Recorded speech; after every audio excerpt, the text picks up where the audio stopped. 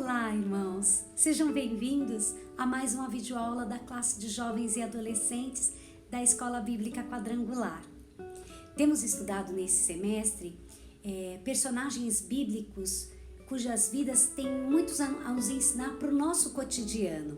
Temos baseado os nossos estudos num livro cujo título é Com Jesus na Escola da Vida. E o personagem que nós vamos estudar hoje é João Marcos. E há relatos muito interessantes na palavra de Deus a respeito de João Marcos. Episódios muito distintos, fases muito distintas da sua caminhada com o Senhor. E temos bastante coisa para aprender com ele. Vamos lá? Hoje nós vamos estudar João Marcos, vendo quando o fracasso não tem a última palavra. Bom, a gente sempre ouve falar de pessoas que começaram a sua carreira, a sua trajetória muito bem. Começaram com muito sucesso, com muito êxito, mas ao longo do processo eles começaram a degringolar. E o final da sua carreira é de fracasso, de amargura, de dificuldades, né? E a gente vê isso na palavra de Deus, por exemplo, com um personagem citado 3 vezes nas cartas de Paulo, que é Demas. A primeira vez que Demas é citado, ele é citado de uma forma positiva, né? Tá lá no livro, na carta de Filemon, versículo 24. Diz assim: Marcos, Aristarco, Demas e Lucas, meus cooperadores. Paulo testifica que Demas era um cooperador com ele. A segunda vez que Demas é citado, ele simplesmente o seu nome é citado, em Colossenses 4,14, né? Paulo fala assim aos irmãos da igreja de Colossos: saúda-vos Lucas, o médico amado, e Demas. Lucas ainda foi retratado como um médico amado, mas Demas é só citado, mas ainda não estava mal. Na terceira vez que Paulo cita Demas, é no finalzinho da sua vida, escrevendo a Timóteo, na segunda carta a Timóteo, capítulo 4, versículo 10, ele pede para que Timóteo venha ter logo com ele, e aí ele faz um relato que ele está só, e ele diz assim: porque Demas me desamparou, amando o presente século, e foi para Tessalônica. Crescente, outro personagem, outro companheiro de Paulo, foi para Galácia. E Tito para Dalmácia. Então ele é citado como um cooperador, depois ele é simplesmente citado, e por último Paulo dá o relato de que ele o abandonou porque amou o presente século. Mas o personagem que nós vamos estudar hoje faz uma trajetória diferente. Tá? Tem muitas pessoas, como a gente viu, que a vida é uma ladeira abaixo, uma descida de ladeira abaixo, mas outros fazem o contrário, que é o propósito de Deus. Quando o Senhor nos chamou, Ele nos chamou para ir aperfeiçoando a sua boa obra nas nossas vidas e para que nós crescêssemos até alcançarmos a estatura de varões perfeitos, né? Tudo bem que a estatura de Cristo nós só vamos alcançar na eternidade, mas esse é o nosso chamado, para irmos crescendo dia após dia, né?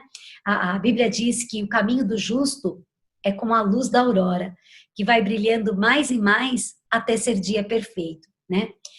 Então há muitos indivíduos que, em vez de crescer no conhecimento e na graça, retrocedem na fé, mas graças a Deus muitos também fazem o caminho inverso.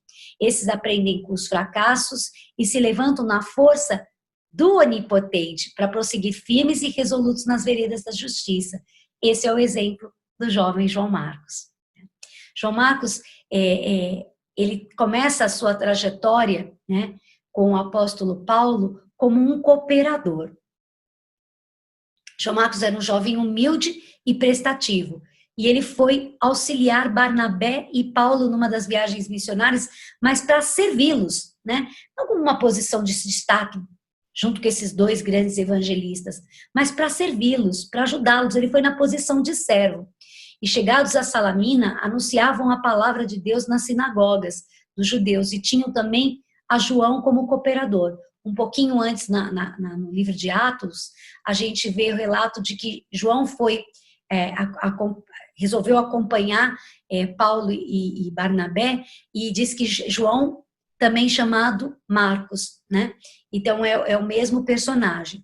Nesse tempo, João Marcos ainda era muito jovem e inexperiente, mas ele se dispôs a ir servir os 2 evangelistas nessa viagem a Galácia, né? Seu propósito era unicamente servir, né, aqueles que estavam fazendo a obra de Deus, né? Ele era idealista e corajoso nessa época. E ele se dispôs a deixar o conforto da sua casa em Jerusalém, né, como está lá em Atos 12:12, para enfrentar as agruras dessa viagem missionária.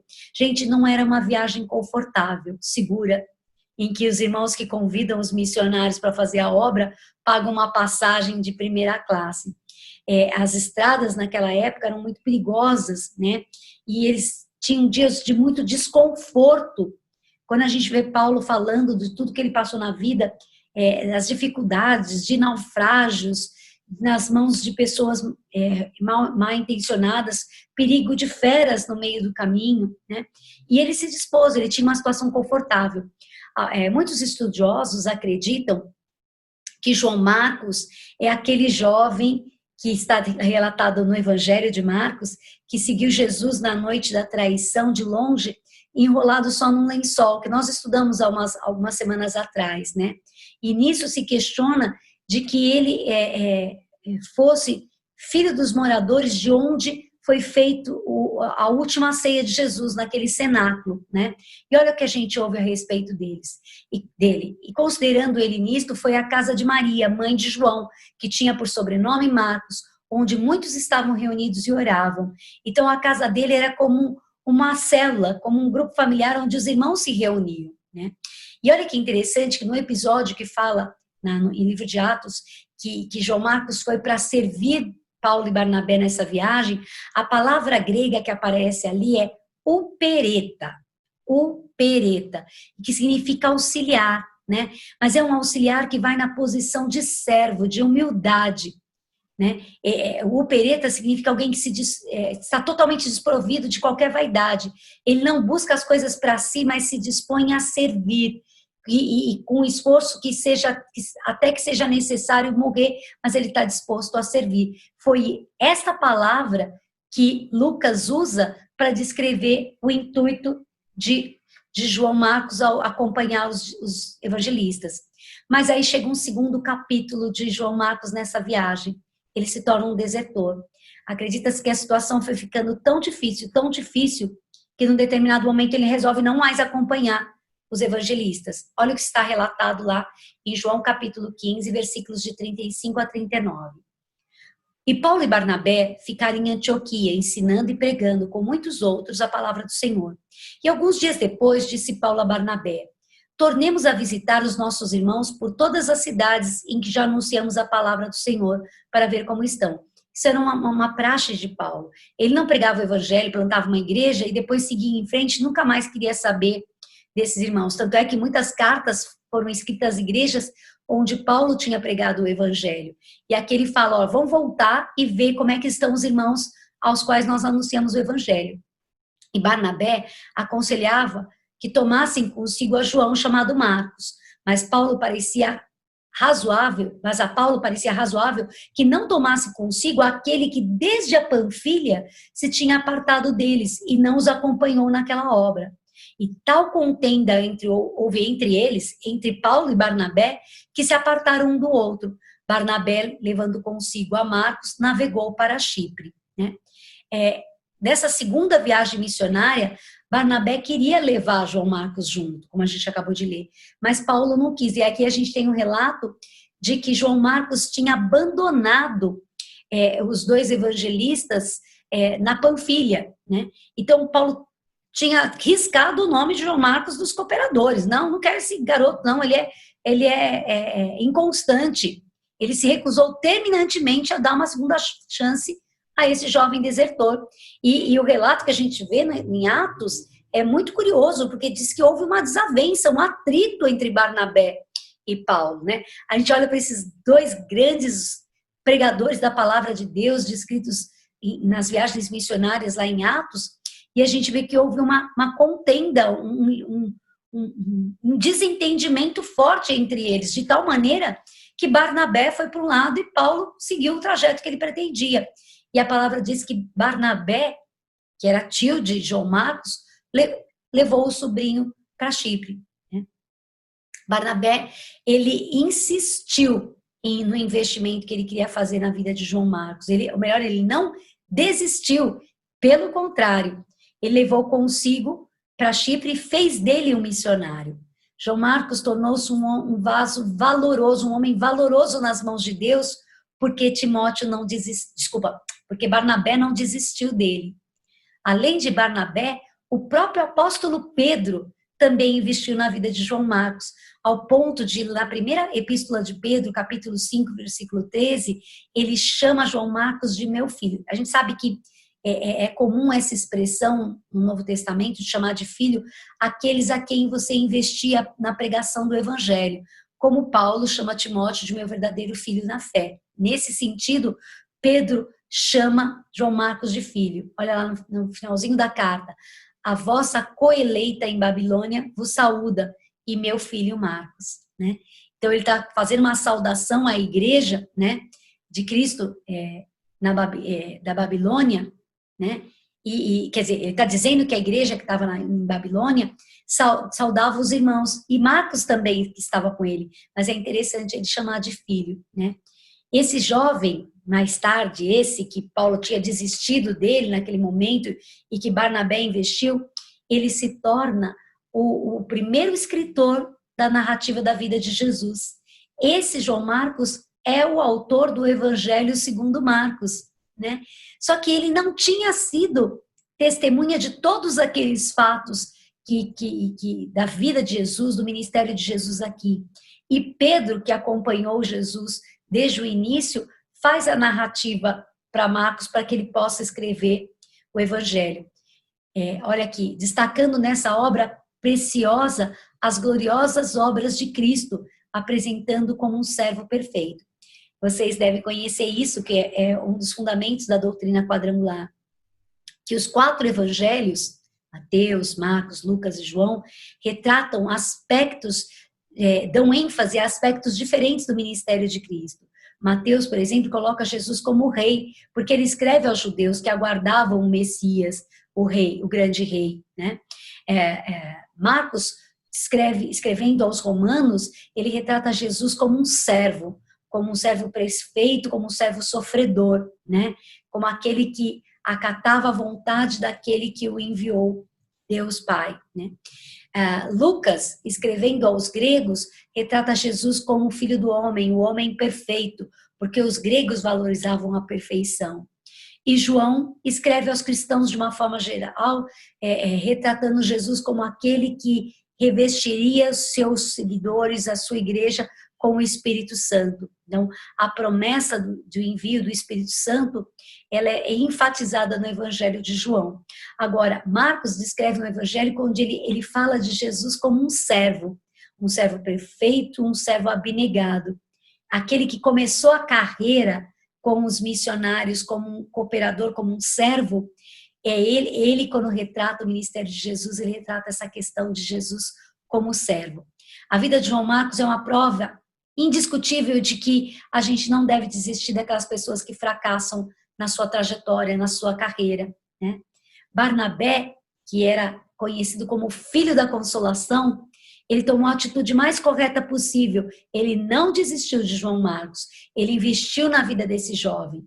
Nós não podemos desistir da vida daqueles que tropeçam e caem, irmãos, pela caminhada cristã, né? Deus tem um propósito, Deus é capaz de levantá-los, mas Deus, muitas vezes, Ele usa as nossas vidas para levantar essas pessoas, né? Nós não podemos ser intolerantes com aqueles que desejam se reerguer, né? João Marcos é uma prova de que o justo pode até cair, mas ele não fica prostrado, porque Deus estende a sua mão para levantá-los. A história de João Marcos é um incentivo para investirmos na vida daqueles que caíram. Ele precisava de um ombro amigo, e ele para recomeçar o seu ministério, ele precisava de um incentivo, e ele encontrou isso na vida de Barnabé, o seu tio, que mesmo tendo que se apartar de Paulo, ele não desistiu e não abandonou. Eu já ouvi mensagens a respeito desse episódio do desentendimento de Barnabé, que era um homem maduro, um filho de consolação, né? E se fala que Barnabé foi o maior discipulador do Novo Testamento depois de Jesus, né? Por conta dessa persistência que ele tinha de investir na vida das pessoas, né?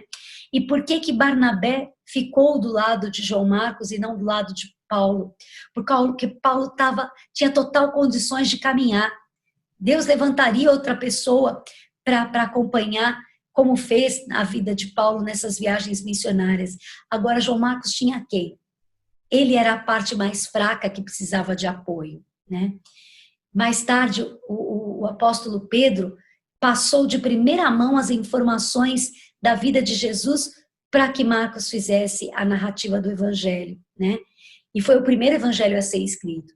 Deus restaurou a vida desse jovem, porque nenhum a não ser, por exemplo, Paulo não escreveu um evangelho, escreveu muitas cartas. Barnabé não escreveu um evangelho, né? Na verdade, não temos nenhuma porção da palavra de Deus escrita por Barnabé.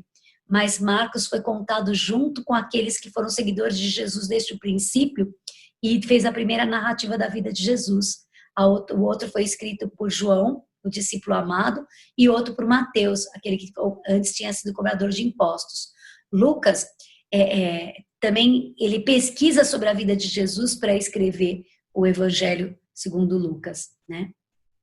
Deus, então, capacitou para uma obra imensa, imensa, de ser cooperador com o Evangelho e um dos sagrados escritores da palavra de Deus, né? E o Evangelho que ele escreveu tornou muito mais famoso no meio dos cristãos, na palavra de Deus, do que as viagens missionárias. Ele devia desistir mesmo? Não. Esse foi um capítulo escuro da vida de João Marcos, mas isso não determinou o seu destino.